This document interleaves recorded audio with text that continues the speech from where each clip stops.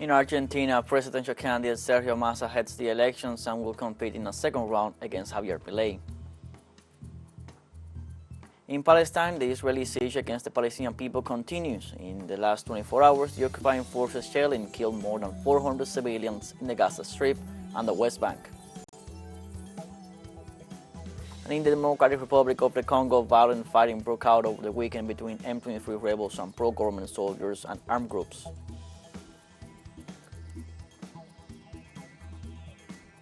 Hello, welcome to From the South. I'm Luis Alberto Matos from the TeleSUR studios in Havana, Cuba. We begin with the news.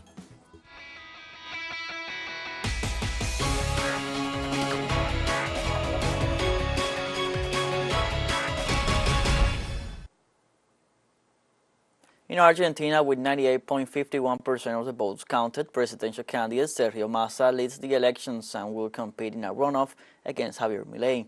In his last report, the electoral chamber announced that the candidate of Union for the Homeland, Sergio Massa, obtained 36.68% of the votes. In second place is the ultra-right-wing Javier Milei from Liberty Advances, who got 29.98% of the votes and is ahead of Patricia Bullrich from Together for Change, who reached at 23.83%. It is worth mentioning that the Electoral Authority registered 77.67% of voter turnout. After seeing the results, Sergio Massa called on the different Argentinian political forces for a government of national unity.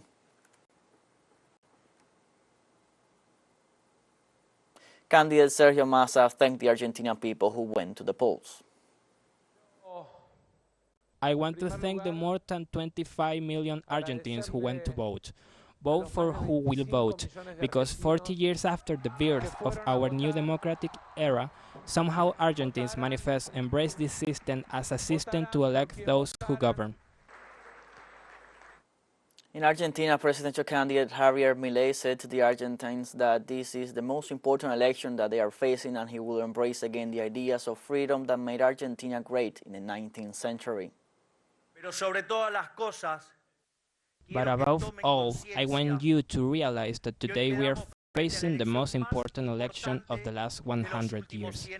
A choice that will pass us if we want to continue with this model that Kirchnerism defends, or if we want to embrace again the ideas of freedom that are what made Argentina great in the 19th century, and that all countries that embrace the ideas of freedom progress. In Argentina, the presidential candidate for change, Patricia Bullrich, recognized her electoral defeat after the announcement of the second round for next November 19th. On this night, where we have not achieved the objectives we wanted for our Argentina, for the Argentines, we came to ratify with all force the values of our cause. Our cause goes beyond an electoral moment and goes beyond a moment of defeat as we accepted today. We are now joined by Guillermo Cain, deputy of the Workers' Left Front in Buenos Aires province and member of the Workers' Party, to go deeper on what these results represent. Hello, Guillermo. Welcome to From the South. Hi, how are you doing? Well, good. Thank you for the invitation. It's our pleasure to have you with us here in From the South. Guillermo, let's begin by analyzing the results to give our viewers context of what they represent, especially taking into consideration Massa's rebound in relation to the primaries, where Milei was the most voted candidate. What do these numbers mean, and what do they represent? Well, last night's results were quite surprising because though the Peronist coalition, which is currently governing nationally and in the province of Buenos Aires, is seen as having a great responsibility in the economic downturn, the devaluation of the peso, inflation that is bordering on hyperinflation, which is already over 120% annually, and a very big increase in poverty. And they have been carrying out austerity measures agreed with the International Monetary Fund, of which Sergio Massa, their current presidential candidate and finance minister, is the member of the Peronist coalition that is closest to the authorities of the IMF. Nonetheless, the fear of the advance of the ultra-right pseudo-fascist candidate Javier Milei who had come in first in the primaries in August, was the fuel for a big shift in the election, which the Peronists were able to channel. So there's a contradictory situation where they had done a very poor election in the primaries, and this had been read by all as a result of the social and economic effects of their current government. But evidently, the contrast with the rising ultra-right opposition, which they had even done some tactical support for, because the Peronists had channeled funds and candidates and the legal party for Javier Milei to present as a way to divide the votes of the more traditional right-wing opposition, which was the main loser of last night's election. And well, evidently this maneuver has worked out for them.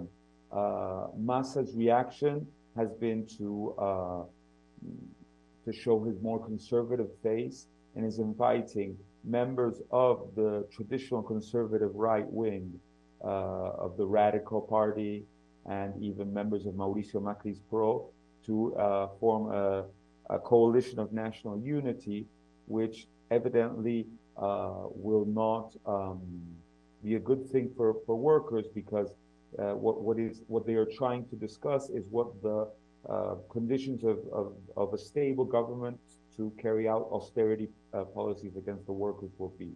The Left Front, which I am a member of, the Left Workers Unity Front, in a difficult situation, has had about 700,000 or 800,000 votes nationally. We are getting a new National Congress member from the province of Buenos Aires, and a new member of the legislature of the city of Buenos Aires, as per the election results last night. Guillermo, the November 19th runoff between Massa and Milei are a fact. What happens now is the question. What can we expect both candidates to do to bring voters in, especially those that voted for Patricia Bullrich, who was third in the first round, to ensure a victory in that November runoff? Yes, well, I think what we are seeing about Massa calling for a government of national unity and proposing right-wing Peronists and radicals, and maybe even members of Mauricio Macri's PRO as possible future cabinet members, has to do with courting those votes, and also courting the support of many sectors of the economic establishment, of the local bourgeoisie, and even the United States bourgeoisie and European bourgeoisies, which are, of course, very important and dominate economic life in Argentina, to support him, in the sense that Javier Milei is seen by even many of the capitalists who a government of his would support as being an adventurer and an unstable person, both personally and in the sense that he does not have an organized party, a mass base, but is basically a lone ranger, so to speak. And in that sense, a government of his is seen as an unstable promise. Today, markets reacted positively to Massa's surprising turnaround. He's got over 14 points over what he personally had received as a candidate in the primaries. And in particular, in the province of Buenos Aires, Peronism made a great comeback with Kicillof, the current governor, being re-elected with over 45% of the votes, and winning back many cities that were in the hands of their local governments, in the hands of the more traditional conservative right-wing PRO. Guillermo, you were referring to the elections for governors that were held in several provinces, and also Argentinians voted for lawmakers and senators. You also mentioned the victory of Axel Kicillof in the province of Buenos Aires. How can we analyze these results and their importance for the future government of Argentina? Well, we're still going through the results, which came in late last night. The landscape is very fragmented. For example, the traditional right wing which lost many seats in Congress, nonetheless had won many of the provincial elections which had been held previously, because many governors did not want to tie their political fate, particularly Peronist governments, to what they perceived as a downfall of Peronism, and contradictorily, this helped the right-wing opposition win many of those provinces in places where last night Peronism was actually being victorious. So it has been a very tumultuous electoral process, and these 3/3 between the ultra-right libertarians, so-called libertarians, the more traditional right-wing opposition and Peronism have a very split presence in Congress in both chambers. So what we're going to see is how these two political poles that are going to face off in the November runoff, headed by Massa and Milei, split the support, and we are seeing a pressure which might crack the Juntos por el Cambio traditional right-wing opposition between those two poles. So all eyes are currently on the Macri coalition and the Radicals, the traditional right-wing party, which are probably going to split their support between Massa and Milei along lines which the bourgeoisie internationally tends to split along the Biden and Trump lines. One thing that we could comment on this, for example, is that the PRO had divided support in the recent elections in Brazil. Macri and Patricia Bullrich favored Bolsonaro and will probably support Milei in the runoff. And Larreta was at this moment head of the city of Buenos Aires government and also a member of the PRO, of its more moderate pro-Biden wing, supported Lula Alckmin. So these supports in the neighboring election of Brazil could give some insight as to how a possible split in the coalition will reorder itself in the coming runoff. Thank you, Guillermo, for your time hearing from the South and for your important inputs. Thank you for the opportunity to give our point of view. No, it was a pleasure. We were analyzing the outcome of the first round of Argentina's general elections with Guillermo Kane, Deputy of the Workers' Left Front in Buenos Aires province. Let's now take a short break, but remember you can join us on TikTok at TeleSUR English, where you will find news in different formats, news updates, and much more. All the stories coming up. Stay with us.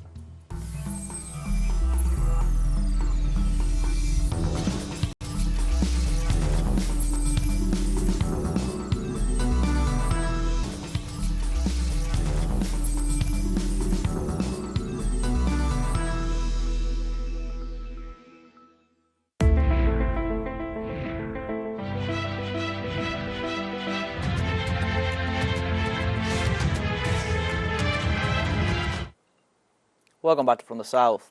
Israel's siege against the Palestinian people continues. In the last 24 hours, the occupying forces shelling killed more than 400 civilians in the Gaza Strip and the West Bank. According to local media reports, a new bombardment of the Gaza Strip took place at dawn on Monday, killing at least 45 people, 23 in the Khan Yunis area in the south and more than 10 in the northern part of the Gaza Strip. The Palestinian Health Ministry reported that 436 Palestinians have been killed during this period, including 182 children. The health agency also stated that so far there have been 5,182 deaths in the Gaza Strip and the West Bank since the beginning of the Israeli aggression on October 7th.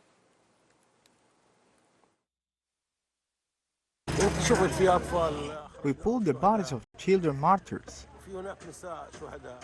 Women also were martyred. All these people were sitting in peace. Only civilians. It is a very painful reality. These are crimes committed primarily against children. We have nothing here.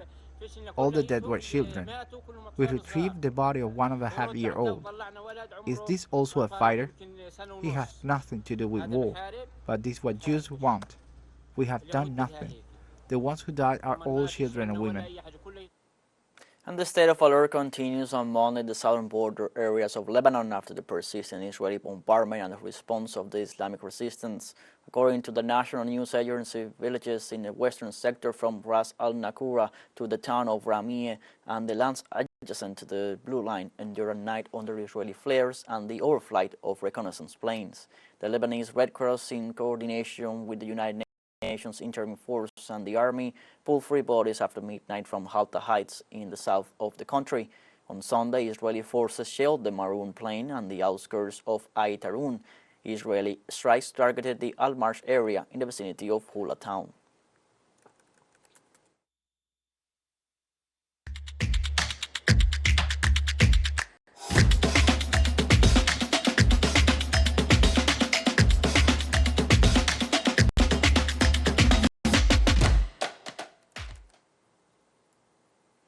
And we go back to Chile, to the Santiago's Pan American Games. We go with journalist Eduardo Regonese, who is there in Chile live, so that we can learn of what's going on this day of Pan American Games.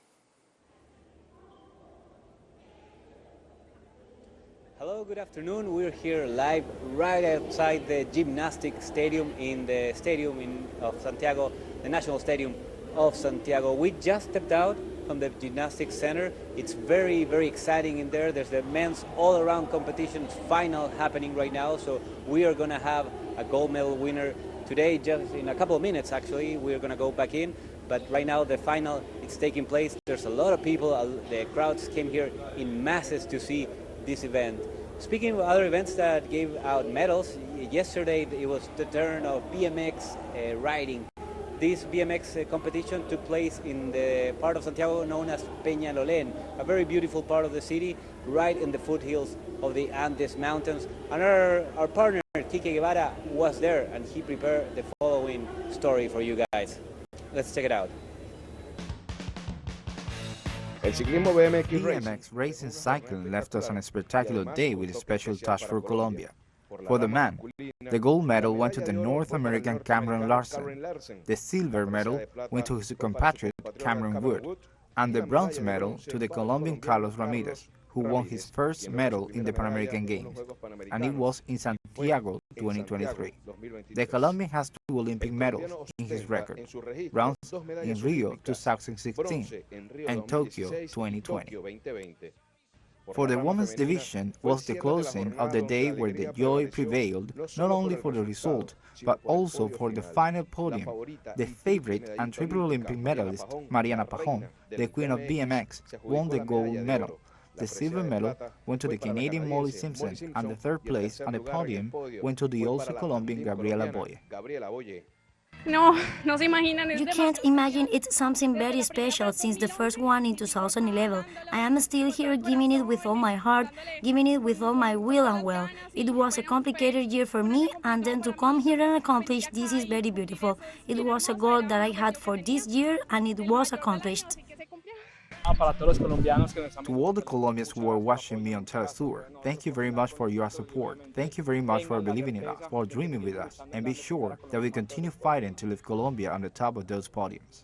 This is how the BMX circuit was in its second final day on the Pan American Games in Santiago 2023. In the camera of Bastian Merino, reported for TeleSUR by Enrique Quique Guevara. With the new sports today happening, tennis was the first sport in this morning. Argentina got their first win in female tennis. We will be giving you all the details of that later on. And I want to highlight this. Bolivia is having a very, very good participation in racquetball.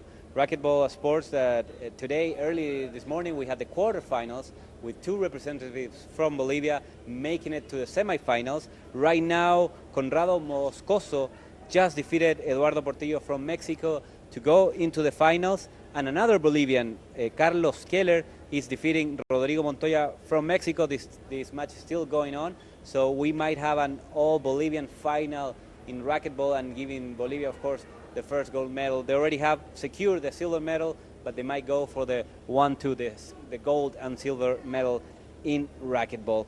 We were going to go back to the men's all-around final so we can report to you guys, bring you all the details of this very, very exciting match this match and all the other events that are going to be happening today for the rest of the day.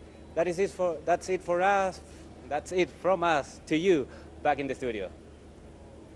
Thank you, Eduardo, for the latest updates on what's going on at the Pan American Games held in Chile. We have now a second short break coming up, but before we invite you to visit our YouTube channel at TeleSUR English. There you'll be able to rewatch our interviews, top stories, special broadcastings, and more. Hit the subscribe button and activate the notification bell to stay up to date on the world's most recent events. Final short break, don't go away.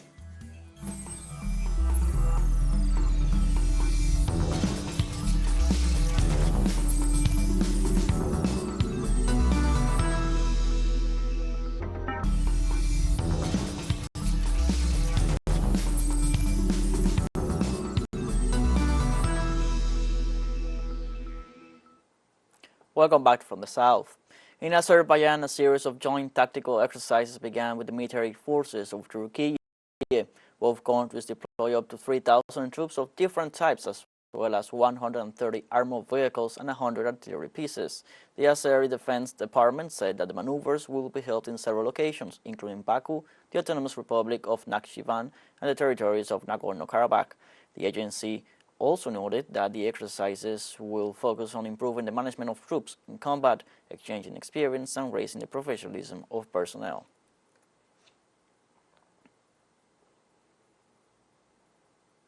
In China, the 4th Asian Paralympic Games in Hangzhou have already started. Majid Rashid, president of the Asian Paralympic Committee, expressed his confidence in the facilities and world-class transportation system for the athletes to reach their full potential at the event. The city has made an extra effort to use the Paragames as an opportunity to improve accessibility for people with disabilities or physical challenges. The Olympic Committee official also applauded the country's important role in promoting the participation of people with disabilities in sports.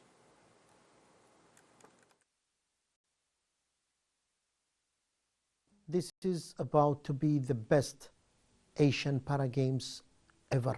The outstanding village, athlete village, the sports facilities, the transportation system, everything, all the indicator.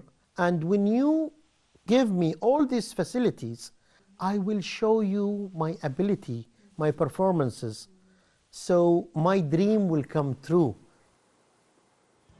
We have come to the end of this news briefing, and you can find this. Now remember, we're still saying goodbye. We want to thank our Caribbean audience, especially the audience of Trinidad and Tobago. We are pleased to share our newscast and contribute to provide an alternative news source of the latest world events. Tell you live stories of the people of the South and break the hegemonic media dominance. Now you can find these and many other stories on our website at telesurenglish.net. You can also join us on social medias on Facebook, X, Instagram, Telegram, and TikTok. For TeleSUR English, I'm Luis Alberto Matos. Thank you for watching.